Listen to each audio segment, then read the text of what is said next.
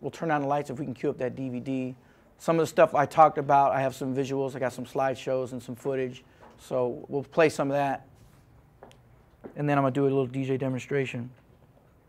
Some of this footage is from like 82, 83, and it's a little embarrassing for me because I look funny and I dance funny, but you'll see some of the involvement.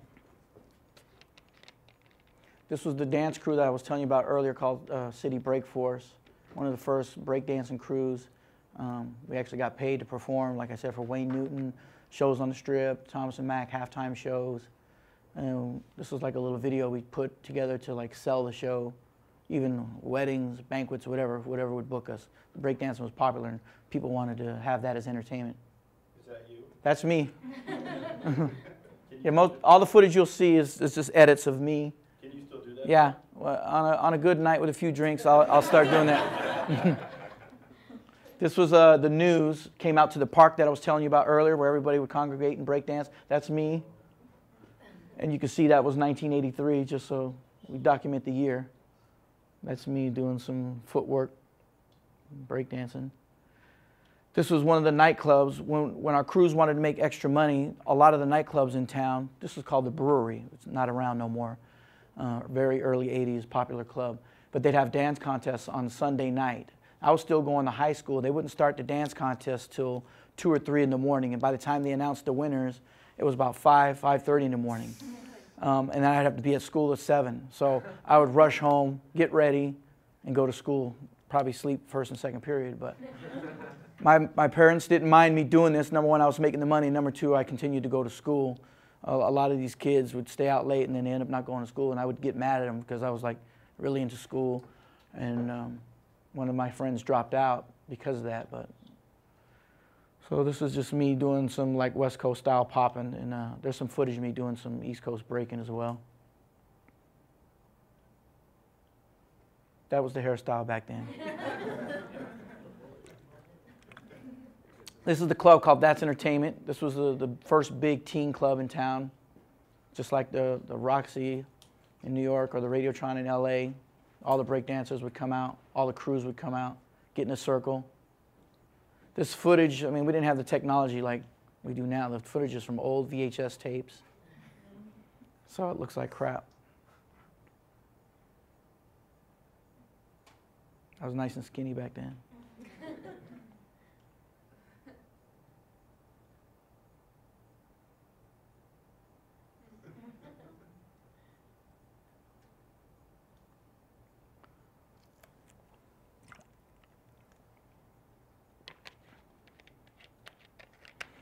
While practicing this every day, I was also practicing DJing every day. I was doing graffiti, writing raps. I was just totally into everything. That was my signature walking away move. Now I'm doing some like break dancing. This is going to be like a New York spin with a freeze. I was more into popping, but I had to get into breaking as well. And there you go. I used to win contests doing silly stuff, but I was more of a popper than a breaker, but I had to get into it just to be well-rounded. I was talking about the graffiti and the problem in Vegas. This was an article in Nevada, which was part of the Review Journal, the date 1985. They were talking a lot about all the walls in town. Another article, this is Review Journal. I don't see what the date is. 85. Yeah, 85. That's a shot in the Review Journal of me painting on a wall in 85 with the nice David Hasselhoff hairdo.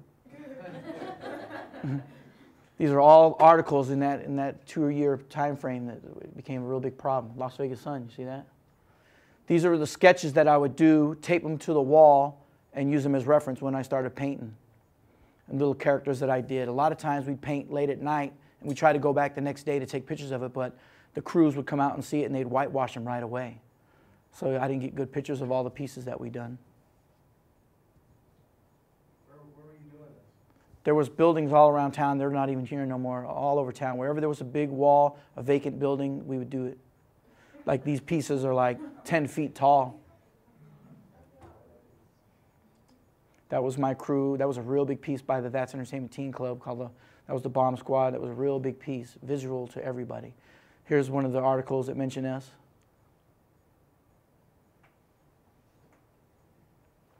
one of my artists in my crew in the bomb squad. He was really, really good. His name was Scene. He did this for a cop series that was filmed in Vegas, and that's one of his pieces. There was also a popular Scene in New York, one of the biggest graffiti artists. I guess he stole the name. Here's actual video footage of some of the walls. This is just to show that hip-hop culture was really alive before the trend and before the movies. There was a few of us that were really into it. It's considered vandalism also, but it's also considered an art, as you all know.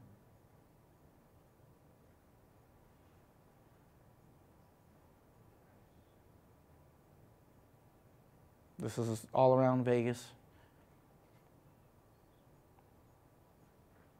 This footage was taken from a documentary that my partner made all about hip-hop culture, and I got a DVD. I'm going to leave it with you. One day, maybe you could show it to him. It's pretty in-depth about everything.